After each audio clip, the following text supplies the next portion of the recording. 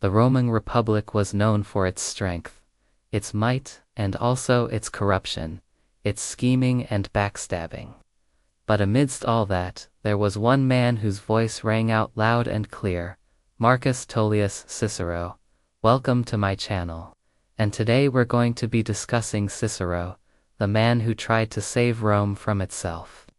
We'll be looking at his rise to prominence, his struggles and defeats, his triumphs and his tragic end. So let's begin. Cicero was born in 106 BC in a small village near Arpinum.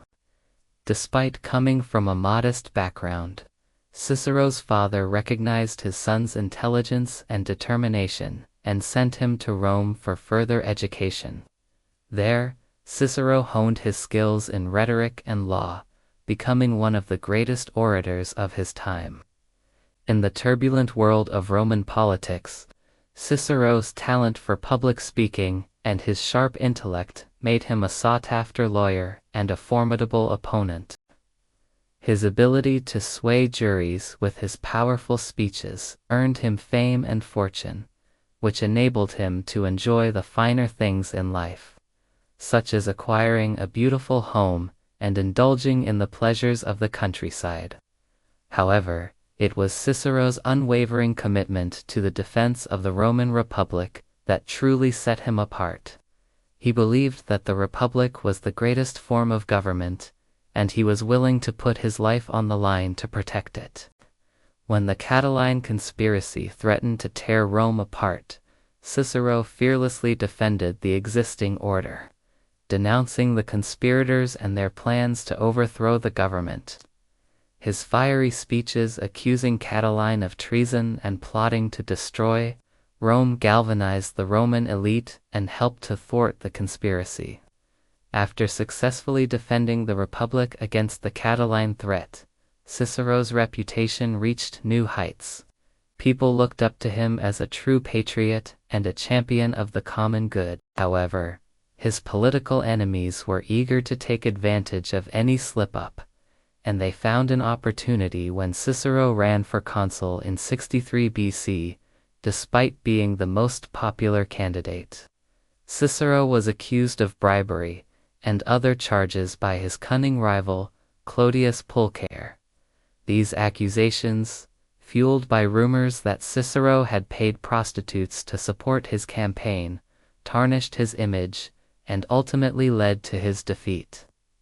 Despite this setback, Cicero refused to be cowed by his enemies. He continued to speak out against corruption and defend the principles of the Roman Republic. In 61 BC, he published a series of letters that exposed the shady dealings of his former friend, Julius Caesar. This move not only humiliated Caesar, but also damaged the relationship between Caesar and Pompey. As a result, Cicero found himself caught in the middle of a power struggle between two influential figures.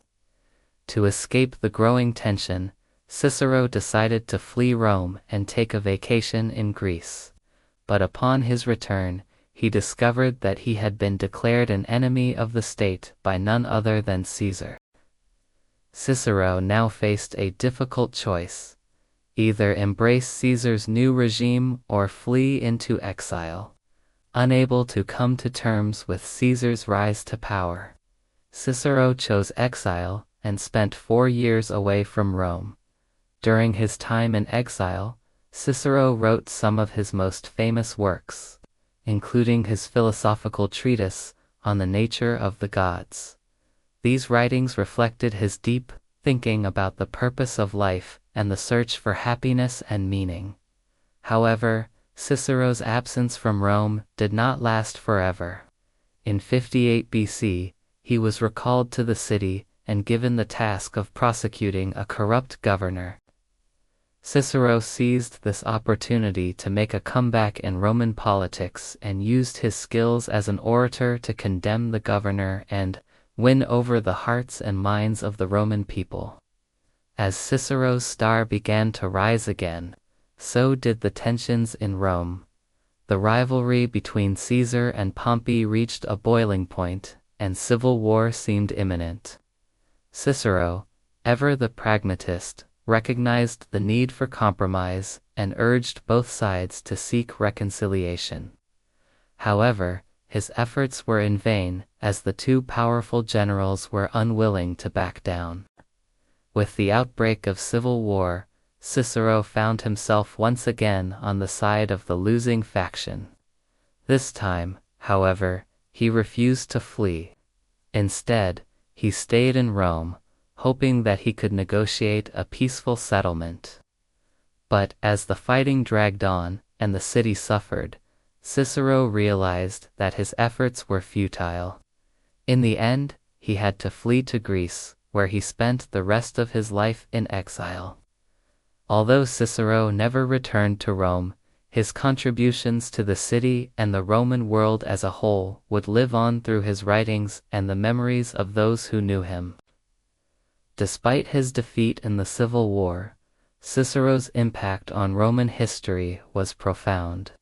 His brilliant oratory had shaped the way political discourse was conducted in Rome, and his legal expertise had helped to uphold the rule of law.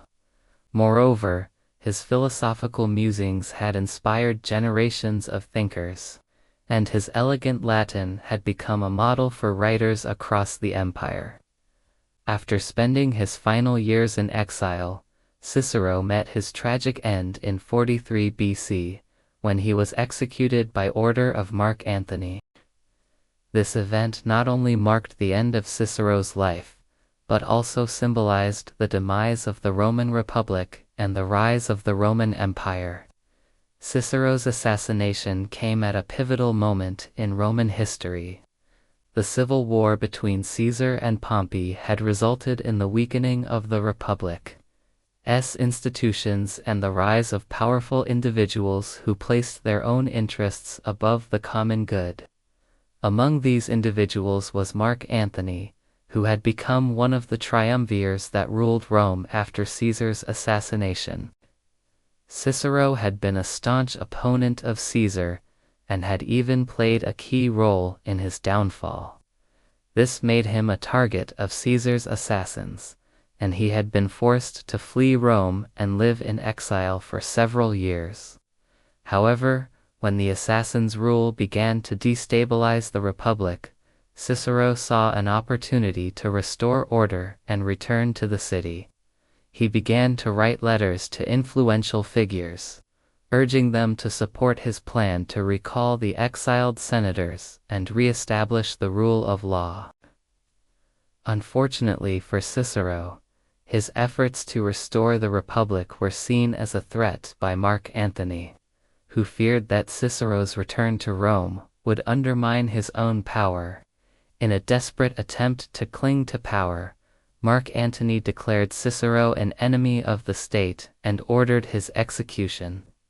On October 7, 43 BC, a group of Antony's soldiers arrived at Cicero's house in Athens and arrested him.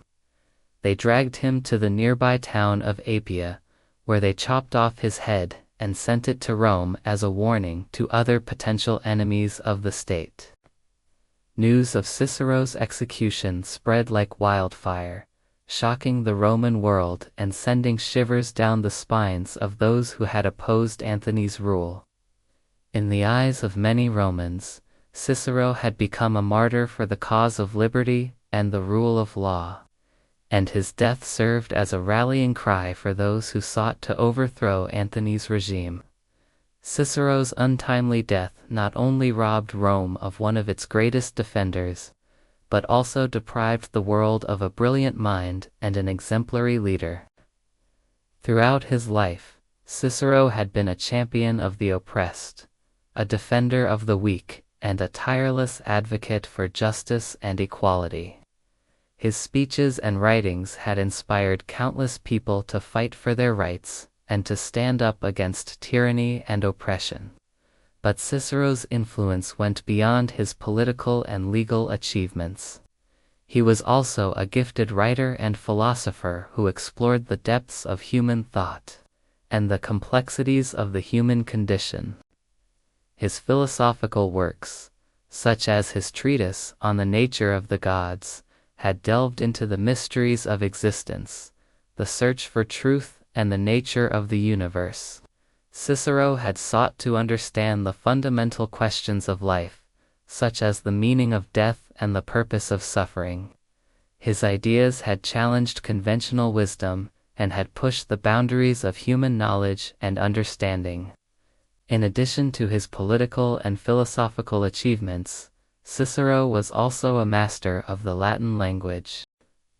His elegant and precise use of Latin had set a standard for writers throughout the ancient world, and his works had helped to preserve and enrich the Latin language for future generations. Cicero's death not only marked the end of an era, but also the beginning of a new chapter in Roman history. His death became a catalyst for change, galvanizing the people of Rome to rise up against the tyrannical rule of Mark Antony and usher in a new era of freedom and democracy. Cicero may have been gone, but his spirit lived on in the hearts and minds of the Roman people. His legacy continued to inspire generations of leaders, thinkers, and writers, and his name became synonymous with eloquence, wisdom, and courage. Cicero's story is a testament to the power of one man's voice to make a difference in the world. Even in the face of overwhelming odds, he never gave up his pursuit of justice, freedom, and democracy. And his unwavering commitment to these ideals ultimately led to the downfall of the corrupt leaders who had sought to suppress them. Though Cicero's life ended tragically, his legacy continues to live on in the hearts and minds of people around the world. Thank you for watching this video on Cicero. If you enjoyed the video, please like and share it with your friends. And if you haven't already, subscribe to our channel to stay updated on all of our latest content. Thanks again for watching. We'll see you next time.